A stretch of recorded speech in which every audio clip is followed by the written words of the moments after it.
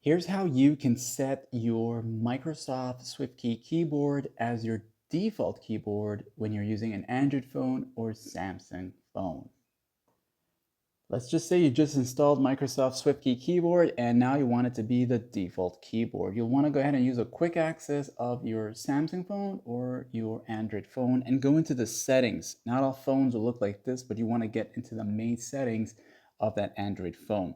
Now go to the search bar here. Go ahead and use a search here and you're going to type in default keyboard. As you do that, most Samsung phones and Android phones will have this layout here shown as suggestions. So you can either go to keyboard list and default or the default keyboard if you see that.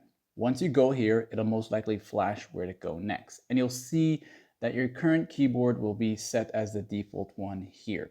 So you'll have to just simply go here.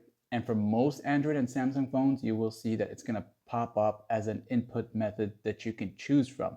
You'll look for Microsoft Swiftkey, and as you select it, it's going to now appear as that here. If this doesn't happen right away, chances are it may be prompting you to enable the keyboard. Sometimes you need to enable it, then set it as a default keyboard. And sometimes it'll ask you to sign in. There is a section where you can bypass that, and then you can use it without signing in. But I would recommend signing in. You can use your Google account just to get access to the colorful keyboards that'll make your keyboard stand out like it's